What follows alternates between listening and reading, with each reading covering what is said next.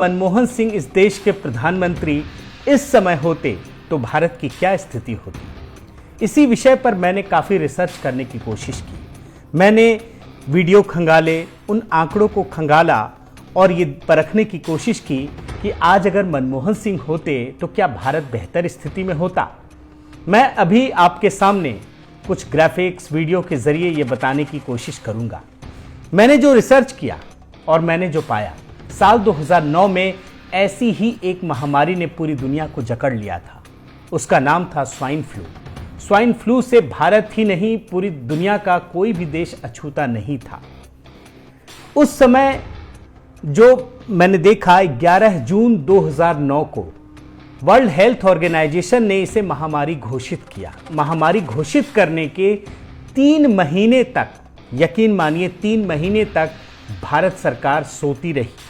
जब अगस्त 2009 में मरने वालों का आंकड़ा बढ़ने लगा, तब जाकर मनमोहन सरकार की नींद टूटी। आप ये पहले 2 वीडियो देखिए।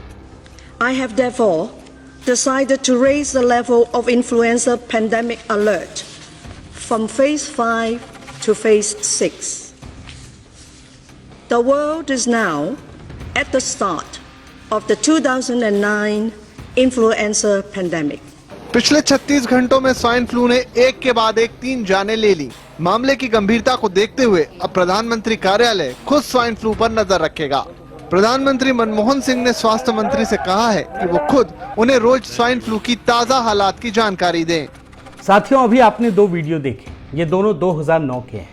अब आप साल 2020 में आइए। इस समय कोरोना महामारी पूरी दुनिया को जकड़ चुकी है। आप ये जानकर आश्चर्य से भर जाएंगे कि इस बार हम सब जानते हैं कि 12 मार्च 2020 को उसी वर्ल्ड हेल्थ ऑर्गेनाइजेशन ने कोरोना को महामारी घोषित किया।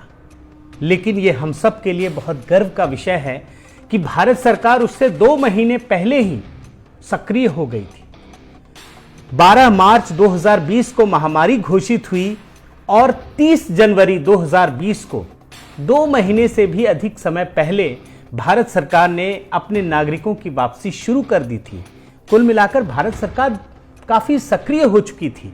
आप ये 2 वीडियो देखिए। We have therefore made the assessment that COVID-19 can be characterized as a pandemic. 370 भारतीय दिल्ली पहुंच चुके हैं चीन के वुहान शहर से एयर इंडिया के विमान के जरिए, और इन सभी को दिल्ली लेकर आया जा चुका है। इन 2 वीडियो से आपको समझ में आ गया होगा कि 2009 में और 2020 में स्थितियों में कितना फर्क है। मनमोहन सिंह सरकार कैसे वर्ल्ड हेल्थ ऑर्गेनाइजेशन के महामारी घोषित करने के बाद भी 3 महीने तक सोती रही, और प्रधानमंत्री मोदी की सरकार किस प्रकार वर्ल्ड हेल्थ ऑर्गेनाइजेशन से 2 महीने आगे चलती रही। अब आपको एक और वीडियो दिखाता हूं। इस वीडियो के जरिए ये आपको समझ में आएगा कि जब वर्ल्ड हेल्थ ऑर्गेनाइजेशन से 3 महीने पीछे चल रही मनमोहन सरकार सक्रिय होती है तो उस समय कैसे आपाधापी की स्थिति पैदा हो जाती है। हालात ये हो जाते हैं कि 3 महीने के बाद मनमोहन सरकार अपनी गाइडलाइंस जारी करती है, लेकिन उसमें इतना भ्रम होता है कि सिर्फ 4 दिन बाद उसी गाइडलाइंस को बदलना पड़ता है। लेकिन मोदी सरकार में आइए तो यहां पर आपको पता चलेगा कि जब वर्ल्ड हेल्थ ऑर्गेनाइजेशन इसे पेंडेमिक घोषित करता है, उसके ठीक 2 महीने पहले मोदी सरकार ग्रुप ऑफ मिनिस्टर्स का गठन करती है, और ये GOM हर रोज बैठक करती है और रोज फैसले लेती है। देखिए ये 2 video. Well, the government today issued new guidelines to deal with swine flu. Let's just look at how this contrasts with the other guidelines issued just last week. The main difference seems to be that they say that hospitalization is not needed for testing. They say that no quarantine is required, home treatment is possible. Private hospitals are asked to ensure reporting of swine flu cases. Now, the guidelines for just last week said that for testing, you have to be hospitalized, no home isolation of positive cases. Prime Minister's Principal Secretary P.K. Mishra reviews the coronavirus preparedness and arrangements. A group of ministers chaired by Health Minister Harshvardhan has been monitoring the situation on a daily basis. साल 2009 का एक ऐसा video अब दिखाऊंगा जिससे आपको पता चलेगा कि उस समय स्थिति कितनी भयानक हो चुकी थी। जबकि हम सब जानते हैं कि कोरोना इस समय जिस रूप में है, जिस प्रकार की महामारी है, स्वाइन फ्लू उतनी बड़ी महामारी नहीं थी। लेकिन इसके बावजूद उस समय जब 3 महीने के बाद सरकार जागती है तो खुद हेल्थ मिनिस्टर उस समय गुलाम नबी आज़ाद थे, उनको ये कहना पड़ता है कि लोग अस्पतालों में ना जाएं, भीड़ ना लगाएं। उन्हें ये तक कहना पड़ता है कि एक एक जांच के लिए 10,000 रुपये लगते हैं, इसलिए कृपया आप अपने घर पे रहें, बेवजह अस्पतालों में ना आएं। लेकिन जो हेल्थ मिनिस्टर उस समय कहते हैं, ठीक उसका उल्टा होता है। हेल्थ मिनिस्टर मना करते हैं, लेकिन जनता पैनिक में होती है और अस्पतालों में लंबी लंबी लाइनें लग जाती हैं। साल 2009 का ये 2 वीडियो देखिए। उसमें एक टेस्ट करने को 10,000 रुपए लगे। तो जहां मैं एडवाइस करूंगा टेस्ट करें, वहां ये भी साथ बताना चाहूंगा कि हर खांसी जुकाम वाला टेस्ट करने में मत भागे, क्योंकि फिर न इतनी कैपेसिटी है, फिर असली जो बीमार होगा वो बाहर रहेगा और खांसी जुकाम वाला टेस्ट के लिए भागेगा। अस्पतालों के बाहर स्वाइन फ्लू की दहशत के मारे लोगों की लंबी लंबी कतारें लगी हैं। लेकिन इस वायरस से बचिए, क्योंकि ये आपको ही नहीं देश की स्वास्थ्य व्यवस्था को भी नुकसान पहुंचा रहा है। लिमिटेड सेंटर्स है हमारे पास और किट्स भी बहुत लिमिटेड है। अब इस वीडियो की तुलना आप आज के हालात से कीजिए। कोरोना को लेकर सरकार इतनी सतर्क है शुरू से ही कि उसका असर आपको देखने को मिलता है। आपको ध्यान होगा और हम लोग सब अभी इसके गवाह हैं कि प्रधानमंत्री मोदी ने एक अपील की। पहली बार कोरोना महामारी को लेकर उन्होंने अपील की कि हम लोग पूरा देश जनता कर्फ्यू लगाएं, और पूरी दुनिया ने देखा कि किस प्रकार भारत के 130 करोड़ लोगों ने इस जनता कर्फ्यू का पालन किया। खास बात यह है कि ये कोई कानूनी बाध्यता नहीं थी, ये स्वेच्छा से की जाने वाली चीज थी। लेकिन प्रधानमंत्री मोदी की इस अपील का पूरे भारत पर असर पड़ा। प्रत्येक देशवासी से एक और समर्थन मांग रहा, ये है जनता कर्फ्यू। जनता कर्फ्यू यानी जनता के लिए, जनता द्वारा खुद पर लगाया गया कर्फ्यू। आज देश भर में जनता कर्फ्यू पर जो सन्नाटा है, जिस लड़ाई को हम अलग अलग रहकर मिलकर लड़ रहे हैं, उस लड़ाई की हर तस्वीर आपको इस स्क्रीन पर नजर आएगी। तो आपने देखा उस समय हेल्थ मिनिस्टर बार बार मना करते रहे, लेकिन लोग पैनिक में थे। इस बार प्रधानमंत्री ने सिर्फ एक अपील की और पूरा भारत उनकी बातों को मानने लगा। अब इसका एक व्यापक रूप देखिए। 2009-2020 की एक तुलना दिखाता हूं।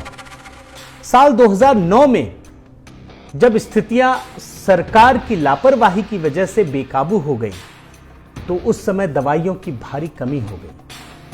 उस समय भारत को इन दवाइयों के लिए विदेशों पर निर्भर रहना पड़ता था। अमेरिका उस समय दाता था और भारत एक याचक की स्थिति में था। लेकिन आज वही स्थिति बदल चुकी है, और ये सिर्फ मोदी सरकार की वजह से आज अमेरिका, यूरोप, जितने बड़े देश हैं वो याचक की स्थिति में है, वो मांग रहे हैं, और भारत इस समय देने की स्थिति में है। ये कितना बड़ा फर्क है जो हम सब देशवासियों को गर्व से भर देता है। जरा ये वीडियो देखिए। जो ये किट्स आते हैं बाहर से आते हैं, अमेरिकन कंपनी से। एक ही कंपनी के पास पेटेंट है इन किट्स का, और हमारी गवर्नमेंट भी इंपोर्ट करती है इसे बाहर से।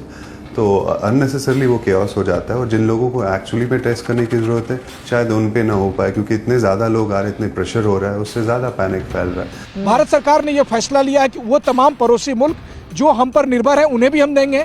इसके अलावा अमेरिका और कुछ ऐसे देश जो बुरी तरह से प्रभावित है, हम उन्हें भी देंगे।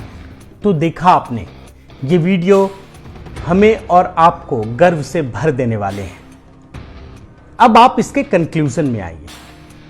उस समय मनमोहन सिंह की लापरवाहियों का एक सबसे बड़ा खामियाजा ये भुगतना पड़ा कि भारत में कम 1035 लोगों की जानें चली गई स्वाइन फ्लू से, जबकि आपको यह आश्चर्य होगा जानकर कि उस समय सिर्फ 10,193 लोग ही स्वाइन फ्लू से संक्रमित हुए थे।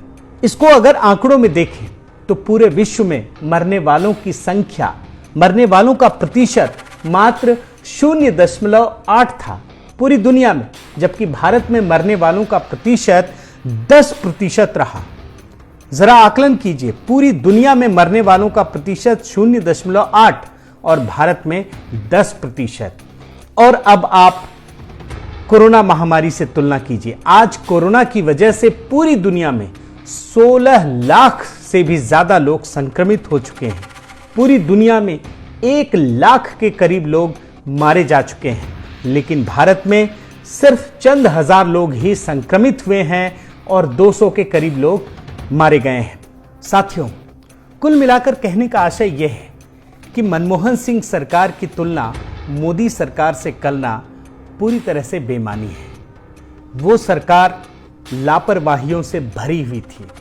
अगर उन दिनों की घटनाओं को देखें तो आप यकीन मानिए कि आज पूरे देश में हाहाकार जैसी स्थिति होती।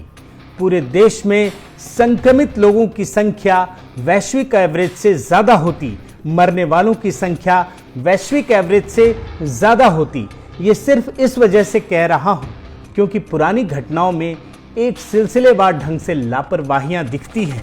कोई जिम्मेदारी लेने को तैयार नहीं, लेकिन आज प्रधानमंत्री मोदी मोर्चे पर सबसे आगे डटे हैं। वो हर जिम्मेदारी को अपने हाथों में ले रहे हैं। हर गतिविधियों को वो खुद से मॉनिटर करते हैं और यही वजह है कि आज देश में 21 दिनों के लॉकडाउन के बाद भी ऐसी कोई पैनिक की स्थिति नहीं है, वरना उस समय खाने पीने दवाइयों की भारी किल्लत हो गई होती। मुझे उम्मीद है कि आपको इस वीडियो से मनमोहन सिंह की सरकार और मोदी सरकार की कार्यशैली के बीच का फर्क पता चला होगा। बहुत बहुत धन्यवाद।